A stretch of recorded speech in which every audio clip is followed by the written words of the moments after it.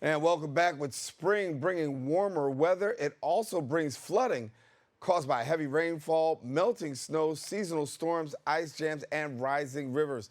Each year, more communities are experiencing floods due to rising rivers. And according to FEMA, the Bronx and Brooklyn are at high risk of flooding. The question is, what do we in these high-risk areas need to know in order to stay safe as well as secure? Here now sharing more information, we got the Senior Executive of the National Flood Insurance Program at FEMA, David Maurstad. And thank you, David, for being with us. Great to be with you. Thank you. You know, it is a challenging time. I think a lot of people right now are really on edge, and they know the possibility that a flood could exist. But with the possibility of floods existing, sometimes we find out after the fact that a person isn't adequately prepared. So what are some of the things that we should be paying attention to during what we call a flood season? Well, there's no question that we're seeing more severe and more frequent flood events, heavy rainfall events. And so we want to make sure that going into the late spring, early summer, with the likelihood that rivers can overflow, heavy rainfall events can happen, that you have the right insurance protection in place also. Many people believe that their homeowners or their small business, their renter's policy will provide them with coverage if they have a flood. And they're going to find out after the fact, if they rely on those policies, that they won't have the coverage they need. So we really want folks to think ahead and make sure that they have a call to discussion, conversation with their flood insurance agent, flood insurance representative, and get that coverage in place. Yeah. We talked a little bit about the Bronx, and the Bronx being a place of high risk for, potentially high risk for flooding. Brooklyn potentially being a place for high risk for flooding. If somebody's out there in their own locality and they're saying, how do I know whether or not my place is a place that could potentially be a high risk area? What's the process for them in going to find that out? Yeah. So it's as simple as where it can rain, it can flood. And so we want to make sure people understand that it doesn't take a lot of water, an inch of water can cause $25,000 damage to a property. So it doesn't take much to cause a lot of damage. So we want to make certain that people understand they shouldn't just think about whether they're in a high-risk area or a low-risk area, and that everyone needs a flood insurance policy. Call your insurance agent, your insurance company representative, have a conversation with them. There's a 30-day waiting period before a national flood insurance policy goes into effect, and so don't procrastinate. We want renters to make sure that they have the coverage they need also. So this is the time of year to start making sure that you're ready. Yeah. And David, we hear a lot of people say from time to time, I've got homeowners insurance, but there is a difference between homeowners insurance and having flood insurance. Break that down for us, because so many people get confused between the two, and you got to have both. Yeah, it is one of the things that people misunderstand about their insurance protection. Generally, flood is excluded on your home policy, your renter's policy, your small business owner's policy. And that's why it's so important to have a national flood insurance policy in place to cover your dwelling, cover your contents, so that you have the peace of mind that comes with knowing that that flood damages your property, you're going to have the financial resources to repair or rebuild and recover from that event. Now, if a person doesn't have a mortgage, do they still have the opportunity to be able to purchase flood insurance? If you live in one of the 22,500 communities that participate in the National Flood Insurance Program, regardless of where your property is located, regardless of where you're living in that community, you have the ability to get a national flood insurance policy.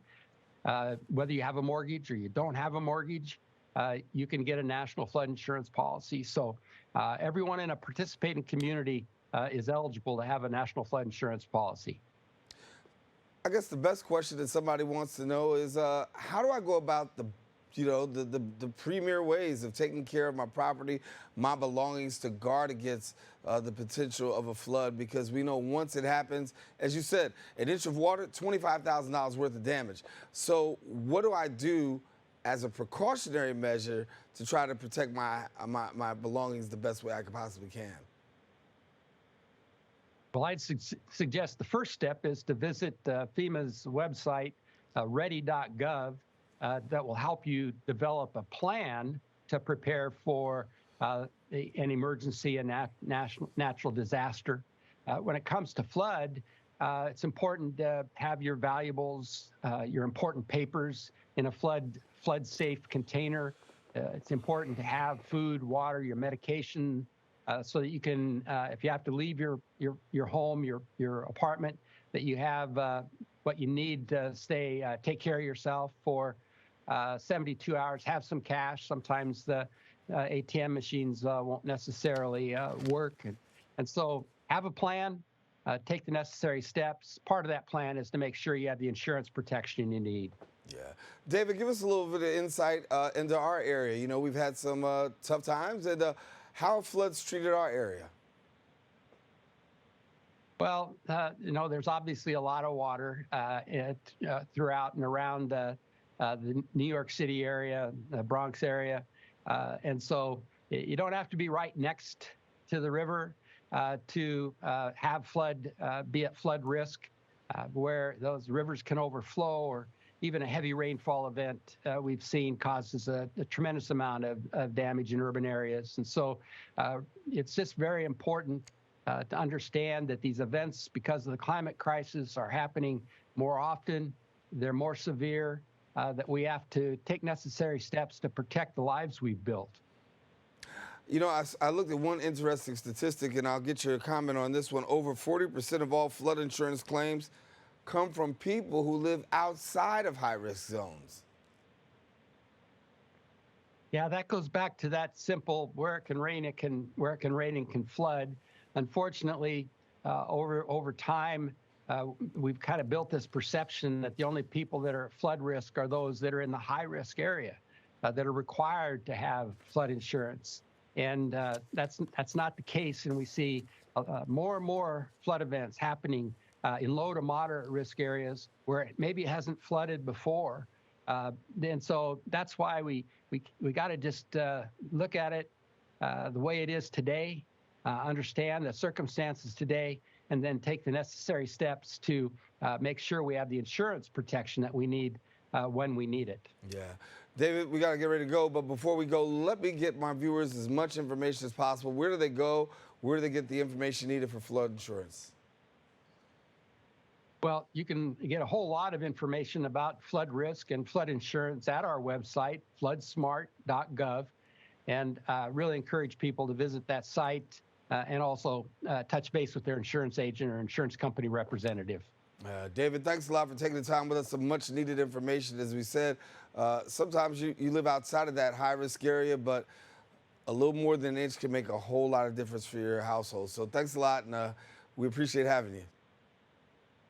Thank you very much. All righty. David Maurstad, who's Senior Executive of the National Flood Insurance Program at FEMA, thanking you for taking the time and being here with us. Now, for more information, as David said, you can visit the website at floodsmart.gov/rivers, and then follow them on social media at FEMA. We encourage you to don't go anywhere. We've got more Open coming up right after this.